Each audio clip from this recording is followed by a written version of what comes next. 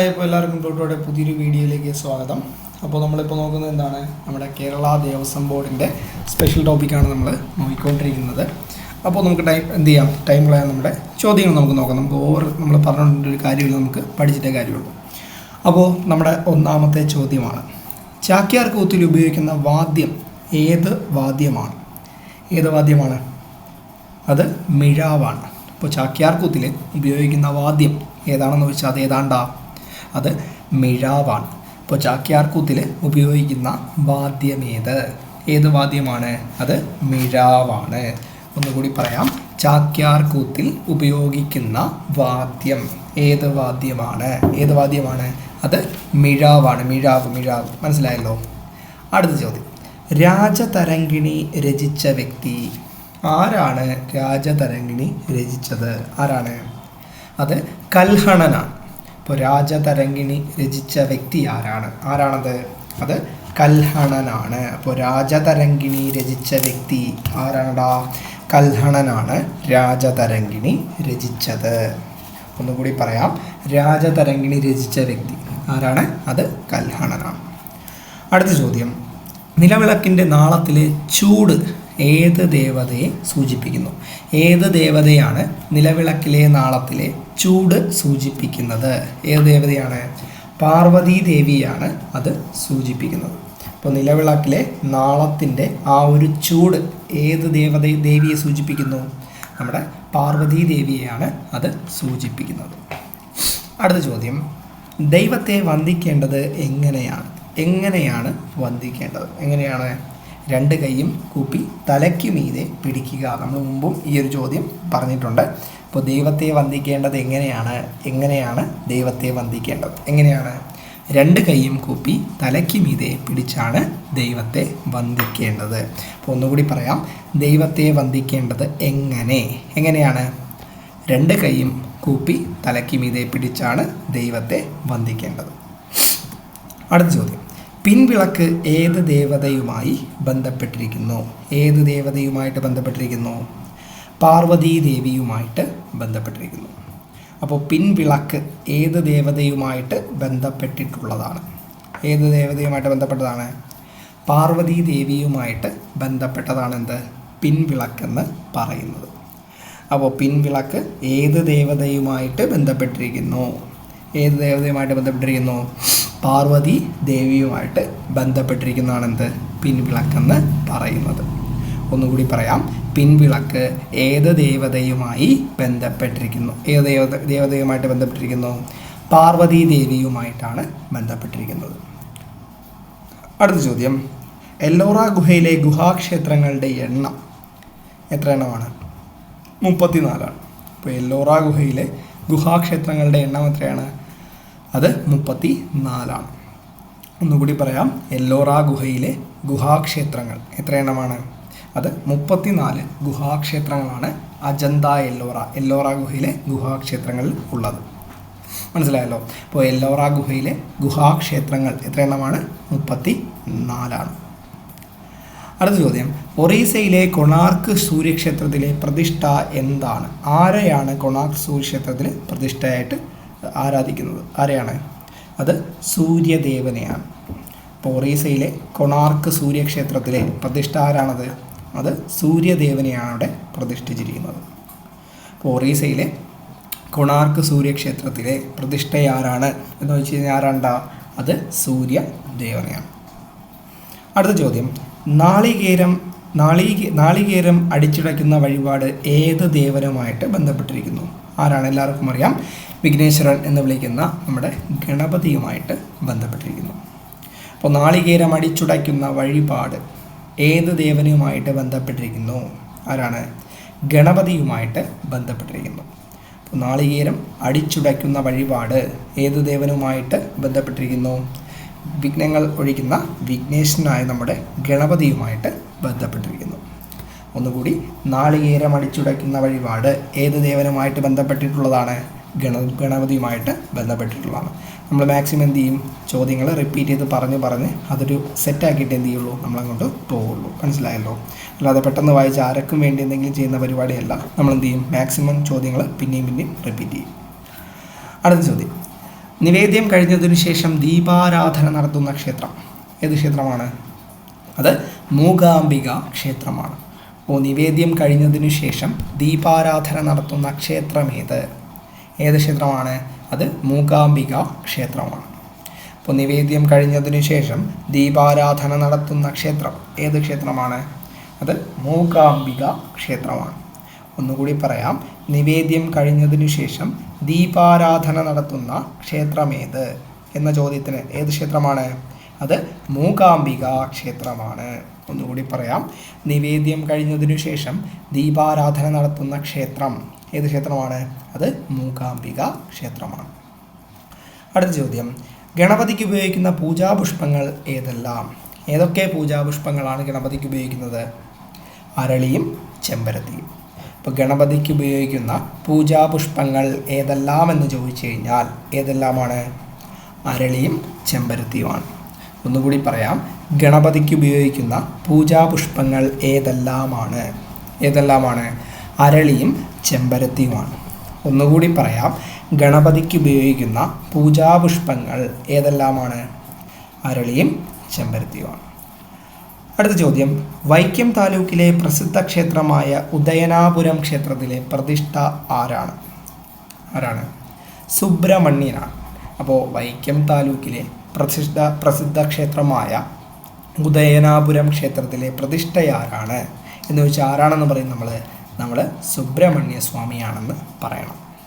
അപ്പോൾ വൈക്കം താലൂക്കിലെ പ്രസിദ്ധ ക്ഷേത്രമായ ഉദയനാപുരം ക്ഷേത്രത്തിലെ പ്രതിഷ്ഠ എന്താണ്? ആരാണത്? അത് സുബ്രഹ്മണ്യനാണ് അവിടെ പ്രതിഷ്ഠയായിട്ട് ഉള്ളത്.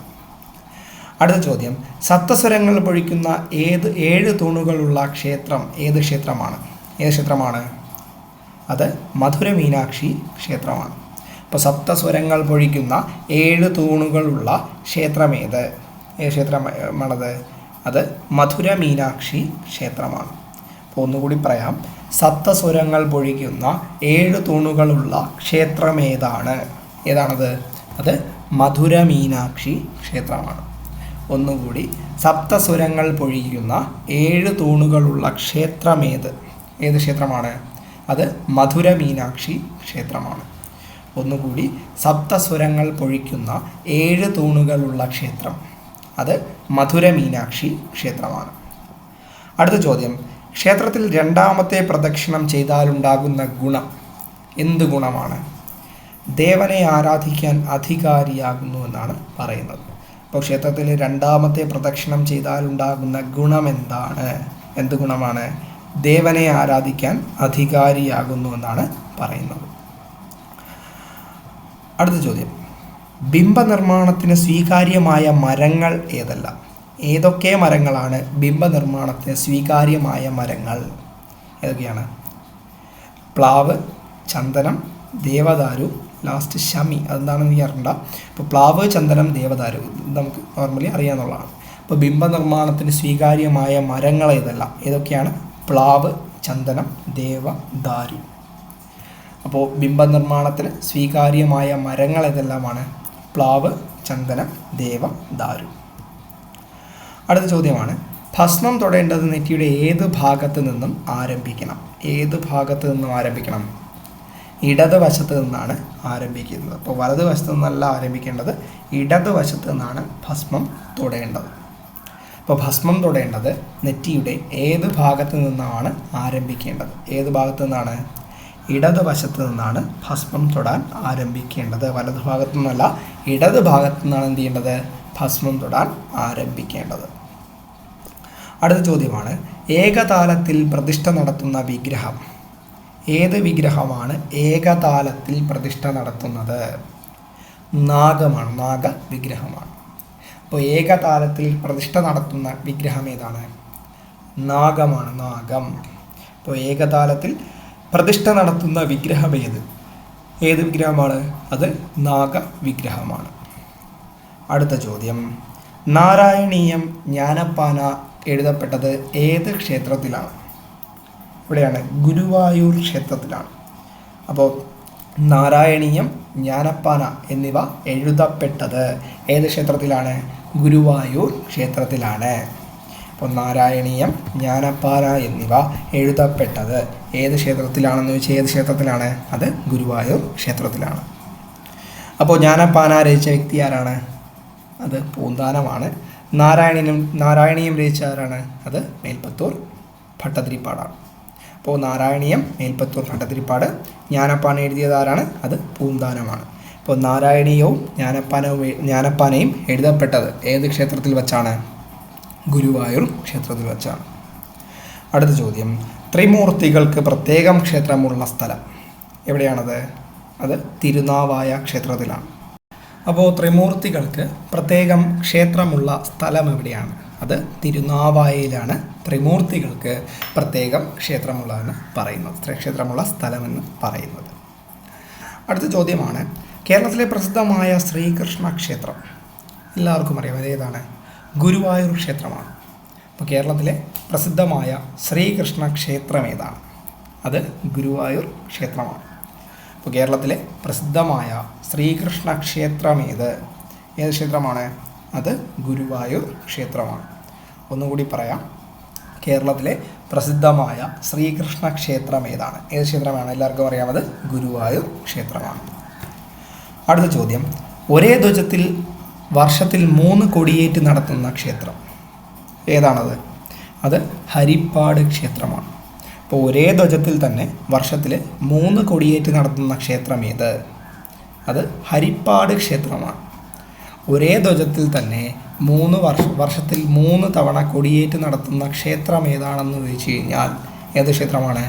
അത് ഹരിപ്പാട് ക്ഷേത്രമാണ്. ഒന്നുകൂടി പറയാം, ഒരേ ധ്വജത്തിൽ തന്നെ വർഷത്തിൽ 3 തവണ കൊടിയേറ്റ് നടത്തുന്ന ക്ഷേത്രം ഏത്? ഹരിപ്പാട് ക്ഷേത്രമാണ്. അടുത്ത ചോദ്യം, ശ്രീരാമൻ പ്രതിഷ്ഠ നടത്തിയ ക്ഷേത്രം ഏത് ക്ഷേത്രമാണ്? അത് രാമേശ്വരമാണ്. അപ്പോൾ ശ്രീരാമൻ പ്രതിഷ്ഠ നടത്തിയ ക്ഷേത്രം ഏത് ക്ഷേത്രമാണ്? അത് രാമേശ്വരത്താണ്, രാമേശ്വരമാണ് ആ ക്ഷേത്രം. അപ്പോൾ ശ്രീരാമൻ പ്രതിഷ്ഠ നടത്തിയ ക്ഷേത്രം ഏത്? അത് രാമേശ്വരമാണ്. അടുത്ത ചോദ്യം, സപ്തസ്വരങ്ങൾ പൊഴിക്കുന്ന 7 തൂണുകളുള്ള ക്ഷേത്രം നമ്മൾ പറഞ്ഞു, ഏതാണത്? അത് മധുര മീനാക്ഷി ക്ഷേത്രമാണ്. അപ്പോൾ സപ്തസ്വരങ്ങൾ പൊഴിക്കുന്ന 7 തൂണുകൾ ഉള്ള ക്ഷേത്രം ഏതാണ്? അത് മധുര മീനാക്ഷി ക്ഷേത്രമാണ്. അപ്പോൾ സപ്തസ്വരങ്ങൾ പൊഴിക്കുന്ന 7 തൂണുകൾ ഉള്ള ക്ഷേത്രം ഏത് ക്ഷേത്രം? നമ്മുടെ മധുര മീനാക്ഷി ക്ഷേത്രമാണ്. അടുത്ത ചോദ്യം, വൃഷയോനിയിൽ പണിയുന്ന ക്ഷേത്രത്തിൻ്റെ മുഖം ഏത് ദിക്കിലേക്കാണ്? അത് കിഴക്കാണ്. അപ്പോൾ വൃഷയോനിയിൽ പണിയുന്ന ക്ഷേത്രത്തിൻ്റെ മുഖം ഏത് ദിക്കാണ്? മുഖം കിഴക്ക് ദിക്കിലേക്കാണ് ഇരിക്കുന്നത്. അപ്പോൾ വൃഷയോനിയിൽ പണിയുന്ന ക്ഷേത്രത്തിൻ്റെ മുഖം ഏത് ദിക്കാണ്? കിഴക്ക് ദിക്കാണ്. അടുത്ത ചോദ്യം, വിരാതവധത്തിനു ശേഷം രാമൻ ദർശിച്ച മുനി ഏത് മുനിയെയാണ് വിരാതവധത്തിന് ശേഷം ശ്രീരാമൻ ദർശിച്ചത്? ആരെയാണ്? അഗസ്ത്യ മുനിയാണ്. ഇത് നമ്മൾ പറഞ്ഞതാണ്. വിരാതവധത്തിനു ശേഷം രാമൻ ദർശിച്ച മുനി ഏത് മുനിയാണ്? അത് അഗസ്ത്യ മുനിയാണ്. നമ്മുടെ വീഡിയോ ക്ലാസ്സിൽ നമ്മൾ എന്ത് ചെയ്യും? ഇടയ്ക്കിടയ്ക്ക് നമ്മൾ മുൻപും പറഞ്ഞ ചോദ്യങ്ങൾ എന്ത് ചെയ്യും? നമ്മൾ റിപ്പീറ്റ് ആയിട്ട് ഇടയ്ക്കിടയ്ക്ക് എടുത്തിട്ടേക്കും. അതിൻ്റെ കാരണം മനസ്സിലായി കാണും. അപ്പോൾ അതാണ് നമ്മൾ മുമ്പും പറഞ്ഞിട്ടുള്ളതാണ്. നമ്മൾ പഠിക്കുന്ന കാര്യങ്ങൾ അല്ലെങ്കിൽ നമ്മുടെ പറഞ്ഞ കാര്യങ്ങൾ എന്ത് ചെയ്യും? നമ്മൾ ഇടയ്ക്കിടയ്ക്ക് പിന്നെയും നമ്മൾ റിപ്പീറ്റ് ആയിട്ട് എടുത്ത് ഇട്ടേക്കും. കാരണമൊന്നുമില്ല, നമുക്ക് പിന്നെ അത് മനസ്സിലാകാൻ വേണ്ടിയിട്ടാണ്. അപ്പോൾ വിരാതവധത്തിനു ശേഷം രാമൻ ദർശിച്ച മുനി ആരാണ്? അത് അഗസ്ത്യ മുനിയാണ് വിരാതവധത്തിനു ശേഷം രാമൻ ദർശിച്ചത്. അടുത്ത ചോദ്യം, രാവണൻ്റെ അച്ഛൻ ആരാണ്? രാവണൻ്റെ അച്ഛൻ വിശ്രവസാണ്. അപ്പോൾ രാവണൻ്റെ അച്ഛൻ ആരാണ്? വിശ്രവസാണ്. രാവണൻ്റെ അച്ഛൻ ആരാണ്? വിശ്രവസാണ്. ദൂതന്മാരെ കൊല്ലുന്നത് പാപമാണെന്ന് രാവണനെ ഉപദേശിച്ച വ്യക്തി വിഭീഷണനാണ്.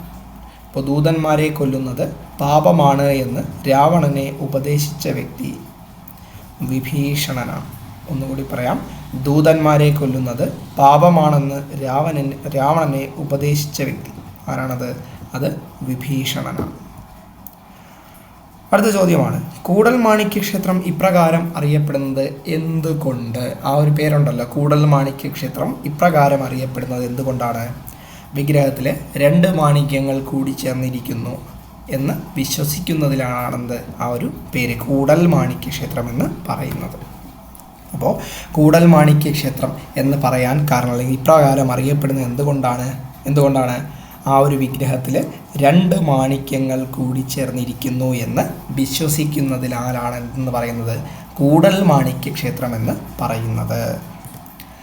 അടുത്ത ചോദ്യം, ശബരിമല ക്ഷേത്രത്തിലെ 2 ഉത്സവങ്ങൾ ഏതൊക്കെയാണ്? മണ്ഡലവിളക്കും മകരവിളക്കുമാണ്. ശബരിമല ക്ഷേത്രത്തിലെ 2 ഉത്സവങ്ങൾ ഏതൊക്കെയാണ്? മണ്ഡലവിളക്കും മകരവിളക്കുമാണ്. അപ്പോൾ ശബരിമല ക്ഷേത്രത്തിലെ 2 ഉത്സവങ്ങൾ ഏതൊക്കെയാണെന്ന് ചോദിച്ചാൽ ഏതൊക്കെയാണ്? മണ്ഡലവിളക്കും മകരവിളക്കുമാണ്. അടുത്ത ചോദ്യമാണ്, പന്തളം കൊട്ടാരവുമായി ബന്ധപ്പെട്ട ഭഗവാൻ ഏത് ഭഗവാനാണ്? അത് ശ്രീ അയ്യപ്പനാണ്. അപ്പോൾ പന്തളം കൊട്ടാരവുമായി ബന്ധപ്പെട്ട ഭഗവാൻ ആരാണ് പന്തളം കൊട്ടാരവുമായി ബന്ധപ്പെട്ട ഭഗവാൻ ശ്രീ അയ്യപ്പനാണ്. അപ്പോൾ പന്തളം കൊട്ടാരവുമായി ബന്ധപ്പെട്ട ഭഗവാൻ ആരാണ്? ഭഗവാൻ ശ്രീ അയ്യപ്പനാണ്.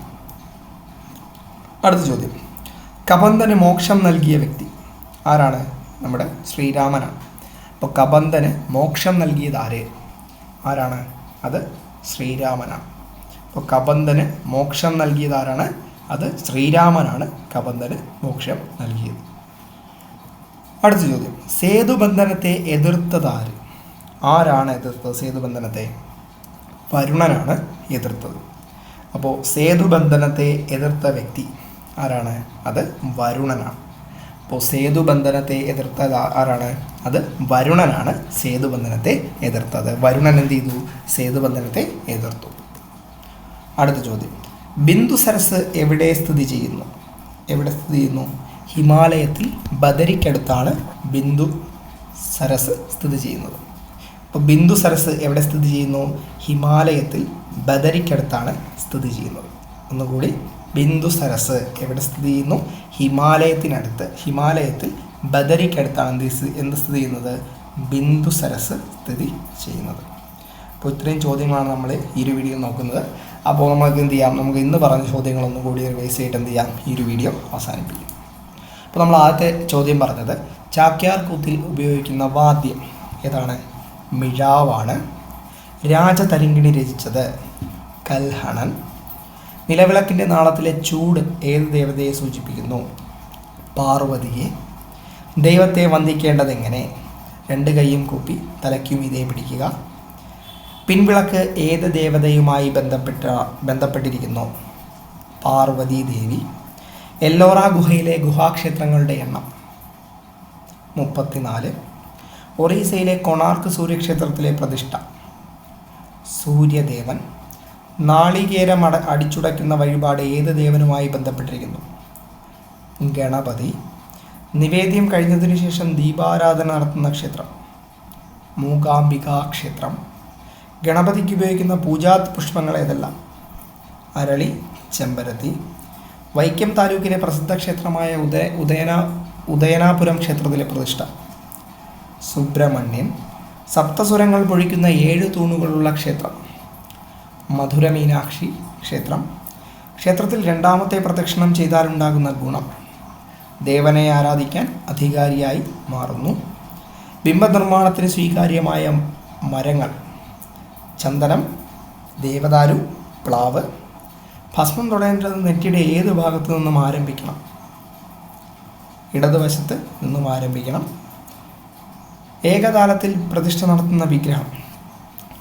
നാഗം. നാരായണീയം ജ്ഞാനപ്പാന എഴുതപ്പെട്ടത് ഏത് ക്ഷേത്രത്തിൽ വെച്ച്? ഗുരുവായൂർ ക്ഷേത്രം. ത്രിമൂർത്തികൾക്ക് പ്രത്യേക സ്ഥാനം നൽകിയിട്ടുള്ള ക്ഷേത്രം? തിരുനാവായ. കേരളത്തിലെ പ്രസിദ്ധമായ ശ്രീകൃഷ്ണ ക്ഷേത്രം? ഗുരുവായൂർ. ഒരേ ധ്വജത്തിൽ 3 കൊടിയേറ്റം നടത്തുന്ന ക്ഷേത്രം? ഹരിപ്പാട്. ശ്രീരാമൻ പ്രതിഷ്ഠ നടത്തിയ ക്ഷേത്രം? രാമേശ്വരം. സപ്തസ്വരങ്ങൾ പൊഴിക്കുന്ന 7 തൂണുകളുള്ള ക്ഷേത്രം? മധുര മീനാക്ഷി ക്ഷേത്രം. വൃക്ഷയോനിയിൽ പണിയുന്ന ക്ഷേത്രത്തിൻ്റെ മുഖം ഏത് ദിക്കിലേക്കാണ്? കിഴക്ക്. വിരാതവധത്തിനു ശേഷം രാമൻ ദർശിച്ച മുനി? അഗസ്ത്യമുനി. രാവണൻ്റെ അച്ഛൻ? വിശ്രവസ്. ദൂതന്മാരെ കൊല്ലുന്നത് പാപമാണെന്ന് രാവണനെ ഉപദേശിച്ചത്? വിഭീഷണൻ. കൂടൽമാണിക്യ ക്ഷേത്രം ഇപ്രകാരം അറിയപ്പെടുന്ന എന്തുകൊണ്ട്? വിഗ്രഹത്തിൽ 2 മാണിക്യങ്ങൾ കൂടിച്ചേർന്നിരിക്കുന്നു എന്ന് വിശ്വസിക്കുന്നതിലാണ്. ശബരിമല ക്ഷേത്രത്തിലെ 2 ഉത്സവങ്ങൾ, മണ്ഡലവിളക്ക്, മകരവിളക്ക്. പന്തളം കൊട്ടാരവുമായി ബന്ധപ്പെട്ട ഭഗവാൻ ശ്രീ അയ്യപ്പൻ. കബന്ധന് മോക്ഷം നൽകിയത് ശ്രീരാമൻ. സേതുബന്ധനത്തെ എതിർത്തതാരാണ്? വരുണനാണ്. ബിന്ദുസരസ് എവിടെ സ്ഥിതി ചെയ്യുന്നു? ഹിമാലയത്തിൽ ബദരിക്കടുത്താണ് ബിന്ദുസരസ് സ്ഥിതി ചെയ്യുന്നത്. അപ്പോൾ ഇത്രയും ചോദ്യങ്ങളാണ് നമ്മൾ എന്ത് ചെയ്തത് ഈ ഒരു വീഡിയോയിൽ പറഞ്ഞത്. എന്തെങ്കിലും സജഷൻസോ എന്തെങ്കിലും കാര്യങ്ങളോ എന്തെങ്കിലും ഉണ്ടെങ്കിൽ എന്ത് ചെയ്യുക, താഴെ കമൻറ്റ് ചെയ്താൽ മതി.